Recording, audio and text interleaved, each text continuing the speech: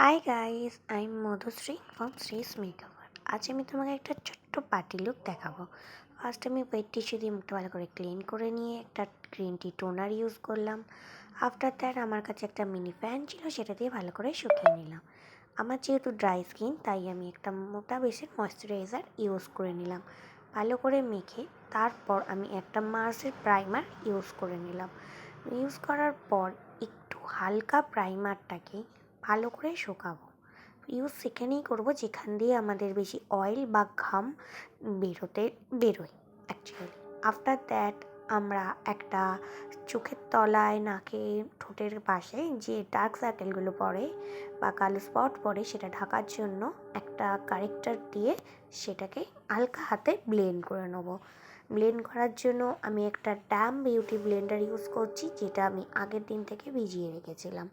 After that আমি একটা মামাআর্থের আমার সেট অনুযায়ী ফাউন্ডেশন ইউজ করে নেবো। ফাউন্ডেশনটাকেও ডিরেক্ট ইউজ করবে না বা বিউটি ব্লেন্ডার দিয়ে ইউজ করবে না।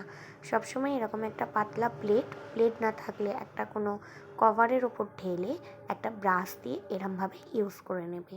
তারপর হালকা হাতে ওই সেম বিউটি ব্লেন্ডার দিয়ে হালকা হাতে ট্যাপ ট্যাপ ট্যাপ ট্যাপ করে আমি ফাউন্ডেশনটা আমার মুখের সাথে ব্লেন্ড করে নেবো।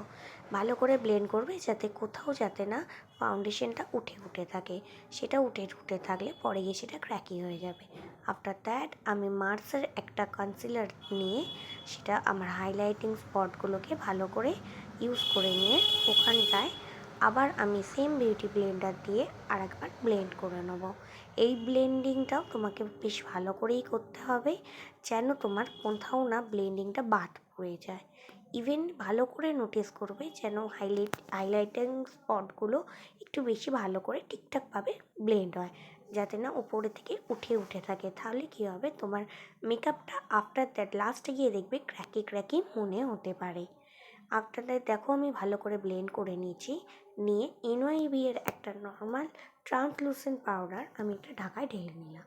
নিয়ে চোখের থালাটা আর একবার ভালো করে ব্লেন্ড করে একটা পাউডার পাফ দিয়ে প্রথমে একটুখানি পাউডার নিয়ে যেটা হাতে ঝেড়ে তারপর প্রেস করলাম যেখানে আমি কনসিলার বলো ফাউন্ডেশন বলো ইউজ করেছি। হাতে ঝেড়ে নেওয়ার কারণ এটাই, বেশি পরিমাণ যদি আমরা পাউডার মুখে লাগিয়ে দিই তো সেখানে গিয়ে আমাদের মেকআপটা লাস্টে আরও ফ্লেকি হতে পারে। আফটার দ্যাট আমি একটা ট্রানজিশনের মাধ্যমে আমার আই মেকআপটা করে নিলাম, যেটা আমি তোমাকে পরে একটা ভিডিওর মাধ্যমে শেয়ার করে দেবো। আফটার দ্যাট আমি একটা সুইস বিউটির পিকাবু প্যালেট থেকে একটা পাউডার কন্ট্রোল নিয়ে আমি আমার কন্ট্রোল ব্রাশ দিয়ে ভালো করে আমার চিক, ফোরহেড, নোজ এবং থুতনির কাজটা ভালো করে ব্রোঞ্জার দিয়ে ব্রোঞ্জ করে নিলাম, যাতে আমার ফোলা মুখটা যাতে না বড্ড বেশি ফোলা লাগে। দেখো আমি নাকের কাছে কন্ট্রোল করার সময় একটু হালকা আমার এক সাইডের কন্ট্রোলটা বেশি হয়ে গেছিলো। সেটা কিন্তু খুব ভয় পাবার কোনো দরকার নেই। তুলিটা ভালো করে মুছে নিয়ে তুমি ওটা দিয়ে যদি হালকা হাতে আরেকবার ব্লেন্ড করে নাও, ওটা তোমার কম্প্রোমাইজ হয়ে যাবে, ঠিকঠাক হয়ে যাবে, সেখানে কোনো ডার্ক পড়বে না। আর হ্যাঁ, অবশ্যই থুতনির কাছের কন্ট্রোলটা তোমরা একটু নিচের দিকে করবে, আর চিকের কাছের কন্ট্রোলটা সময় ওপর দিকে টানবে।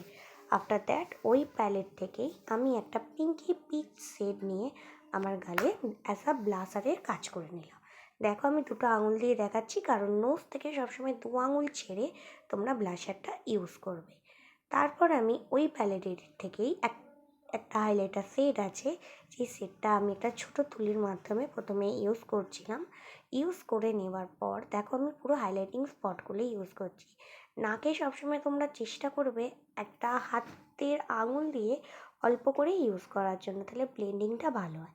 আফটার দ্যাট আমি একটা ছোটো ব্রাশ নিয়ে হাইলাইটার আর ব্লাশটাকে ভালো করে মিক্সড করে দিলাম। দেখো আমার ফেসটা কত গ্লোই লাগছে। হ্যাঁ, বুঝতে পারছি অত ভালো করে বোঝা যাচ্ছে না, কারণ সূর্যের রোদের কারণে। আফটার দ্যাট আমি একটা নিউড কালারের লিপস্টিক নিয়ে আমার ঠোঁটে অ্যাপ্লাই করে আমার দেখো মেকআপটা প্রায় শেষের দিকে। একটু ভালো করে অ্যাপ্লাই করবে যাতে ঠোঁটের লিপস লাইনের বাইরে না চলে যায়। যদি তোমরা অ্যাপ্লাই এভাবে না করতে পারো, তোমরা একটা লাইনারের মাধ্যমে অ্যাপ্লাই করে তারপর লিপস্টিকটা দেবে। আফটার দ্যাট দেখো, আমি জুম করেও আমার ফেসটা তোমাদেরকে দেখিয়ে দিলাম।